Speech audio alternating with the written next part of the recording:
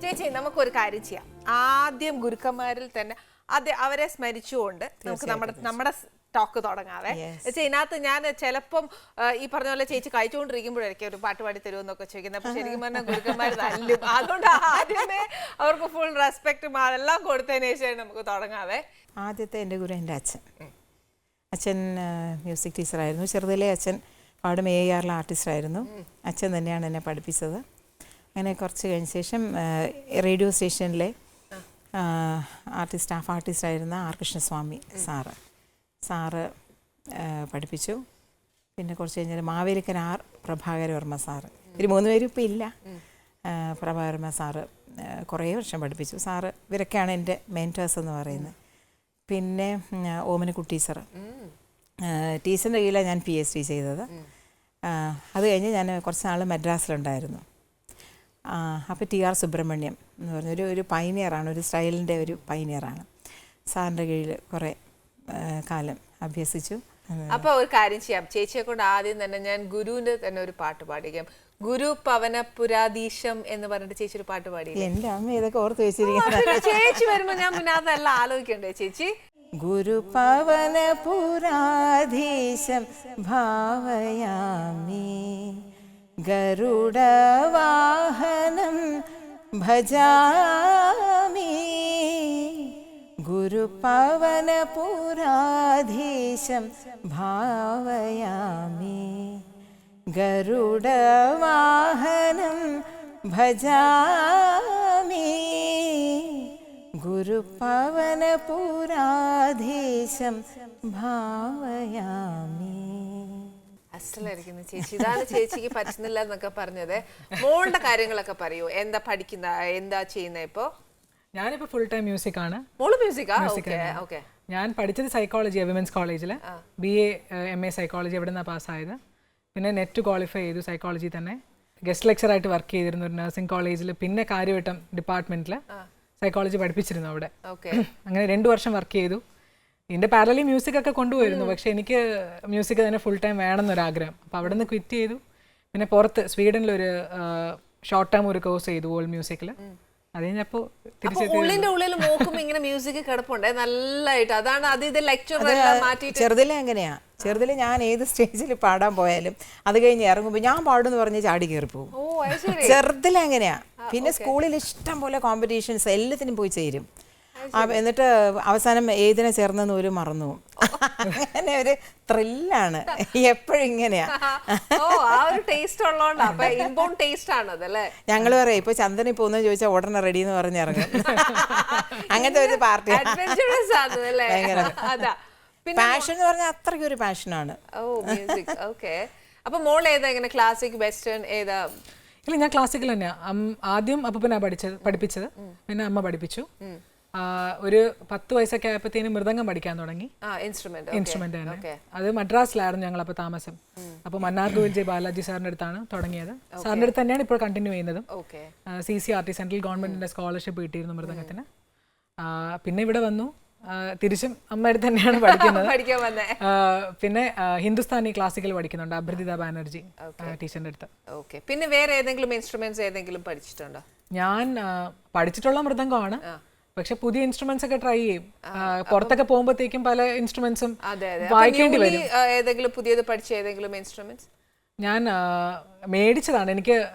ഞാൻ കഹോണാണ് ആദ്യം പുറത്തുനിന്ന് ഒരു ഇൻസ്ട്രുമെന്റ് ആയിട്ട് വായിച്ചത്. എവിടെ പോയെങ്കിലും എന്തെങ്കിലുമൊക്കെ വാങ്ങിച്ചിട്ട് വരും.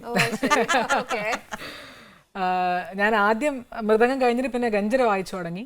അത് അമ്മയുടെ ഒരു ടൂറിന് കൂടെ പോകണമെന്ന് പറഞ്ഞപ്പോഴത്തേക്കും ഞാൻ സ്വയം പഠിച്ച് എടുത്ത് കുറച്ച് പേരുടെ ഹെൽപ്പ് ഒക്കെ ഉണ്ടായിരുന്നു. പക്ഷെ കൂടുതലും 10th പാസ്സായിട്ട് വെക്കേഷന്റെ ടൈമിലാണ് ഞാൻ പോയത്. ആദ്യം അമ്മയുടെ കൂടെ നൈജീരിയയിൽ ഒരു ടൂറിന് വേണ്ടിയിട്ട്. അപ്പം അങ്ങനെ അതിന് വേണ്ടി പഠിച്ചതാ. അതിനുശേഷം പിന്നെ ഞാൻ 2010 സ്വീഡനിൽ പോയി ഒരു സ്കോളർഷിപ്പിന് വേണ്ടിയിട്ട്. അപ്പോൾ അവിടെ പോയപ്പോഴത്തേക്ക് അവർ പുതിയ ഇൻസ്ട്രുമെന്റ്സ് കുറേ എണ്ണം കണ്ടു. അപ്പോൾ അങ്ങനെ കഹോൺ എന്ന് പറഞ്ഞൊരു ഇൻസ്ട്രുമെന്റ് എൻ്റെ പുറത്തിരുന്നാണ് വായിക്കുന്നത്. അപ്പോൾ കഹോൺ ഞാൻ അവിടെ നിന്ന് മേടിച്ചു വന്നിട്ട് പിന്നെ അത് പതുക്കെ ഇങ്ങനെ വായിച്ച് പ്രാക്ടീസ് ചെയ്തൊക്കെ കഹോൺ വായിക്കും. പിന്നെ ഇപ്പോൾ അൽ ഉഡു എന്ന് പറഞ്ഞൊരു ഇൻസ്ട്രുമെന്റ്, ജസ്റ്റ് അൽ ഉഡു. അമ്മ ഇങ്ങനെ കളിയാക്കി രാമുഡു കൃഷ്ണുഡു എന്നൊക്കെ പറയുന്നത്. തെലുങ്ക് വാക്കാ രാമുഡു എന്നൊക്കെ പറയുന്നത്. അല്ലുഡു. എടോ അത് ഞങ്ങൾക്കൊന്ന് കണ്ടാൽ കൊള്ളാം. അല്ലു അർജുൻ എന്നൊക്കെ പറയുന്ന കൊണ്ട് അത് കാണാൻ കൊണ്ടുവന്നിട്ടുണ്ടോ മോളെ? അത് ഞങ്ങളൊന്ന് കാണിച്ചു തരുമോ അതെന്നാ ഇൻസ്ട്രുമെന്റ് ആണെന്നുള്ളത്? യെസ്, ഇതാണ് mister Alludu. Mister Alludu. Okay, Alludu. Okay, ഇനി ഈ സർ അല്ലുഡു എന്ത് ചെയ്യും? അലൂമിനിയം ഉഡു എന്നാണ് ശരിക്കും, അതാണ് ചുരുക്കി അല്ലുഡു എന്ന് വെച്ചത്. വോൾത്തർ എന്ന് പറഞ്ഞ വളരെ ഇന്നോവേറ്റീവ് ആയിട്ട് പുതിയ പെർക്കഷൻസ് ഒക്കെ ഉണ്ടാക്കുന്ന ഒരു, അദ്ദേഹം സ്വയം ഒരു പെർക്കഷനിസ്റ്റ് ആ സ്വീഡനിൽ നിന്നാണ്. അപ്പോൾ അദ്ദേഹത്തിന്റെ ക്രിയേഷൻ ആണ് ഇൻസ്ട്രുമെന്റ്. ശരിക്കും ഉഡു എന്ന് പറയുന്ന ഒരു മിഡിൽ ഈസ്റ്റേൺ, ശരിക്കും ഘടം പോലെ ഇരിക്കും, അത്രയും വലുതല്ല, ചെറിയൊരു സെറാമിക്കിന്റെ ഒരു പോട്ട് പോലെ പല ഷേപ്സിലും ഉണ്ട് ഉഡു. അപ്പോൾ ഉഡുയുടെ ബുദ്ധിമുട്ടെന്ന് വെച്ചാൽ സെറാമിക് ആയതുകൊണ്ട് ഫ്രജൈലാണ്, ഭയങ്കര വെയിറ്റാണ്, ട്രാവൽ ചെയ്യാൻ പറ്റത്തില്ല. അപ്പോൾ ഇദ്ദേഹം ഇത് വായിച്ചുകൊണ്ടിരുന്നു. അപ്പോൾ ഇദ്ദേഹം തന്നെ ഇത് ആലോചിച്ചു ഇതിനൊരു സൊല്യൂഷൻ കണ്ടെത്തണമല്ലോ എന്ന്. അപ്പം അങ്ങനെ അലൂമിനിയം കൊണ്ടുണ്ടാക്കിയതാണിത്. His own creation. He works, എന്താ പറയുക, ഫുൾ ടൈം ഇത് തന്നെയാണ്, ഇന്നോവേഷനിൽ മാത്രം വർക്ക് ചെയ്യുന്ന ഒരു കക്ഷിയാണ്. ഇതുകൊണ്ട് പ്രത്യേകിച്ച് ലാഭമൊന്നും ഉണ്ടാക്കുന്ന ആളും അല്ല. ഭയങ്കര പാഷൻ ആൻഡ് ഡെഡിക്കേഷൻ. അപ്പൊ അങ്ങനെ അദ്ദേഹം തന്നെ ക്രിയേറ്റ് ചെയ്തതാണ്. അതിനകത്ത് കുറെ വേർഷൻസ് കൊണ്ടുവരികയും ചെയ്തു. ഈ ബ്രഷ് ഒന്നും ശരിക്കും ഉടൂലില്ല. അപ്പൊ ഈ ബ്രഷസ് ഒക്കെ പിന്നീട് അദ്ദേഹം ഈ ഇൻസ്ട്രുമെന്റ് ഉണ്ടാക്കിയപ്പോൾ ആഡ് ചെയ്തതാണ്. ഓക്കെ, അപ്പൊ ആ ബ്രഷസ് കൊണ്ട് നമുക്ക് അതിനകത്ത് വൈബ്രേഷൻസ് ഉണ്ടാവും.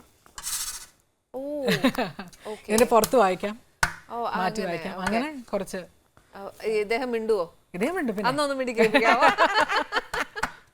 ചേച്ചി പറഞ്ഞാലേ തെലുങ്കൊന്നും വേണ്ടല്ലോ അല്ലേ?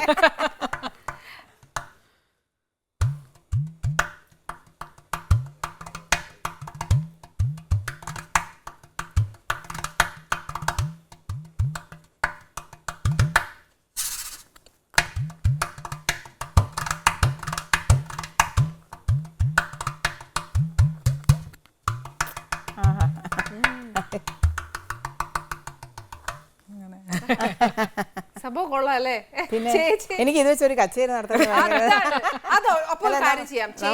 ഏതെങ്കിലും ഒരു ഫെമിലിയർ സോങ്ങിന് ഇത് മിക്സ് ചെയ്ത് പാടാ ചെയ്യാം. ഏതെങ്കിലും ഒരു പാട്ടിന് എന്നാ ഒരു പാട്ട് ഒന്ന് കേൾക്കാം. അല്ലുടു വിത്ത് അല്ലുടു നമുക്കത് കേൾക്കാം ചേച്ചി. കളഹംസം നീന്തും രാവിൽ കനവൊന്നായി ചേരും നാളിൽ അതിരായി നിഴലായി കളിയും ഞാലാടാമോ.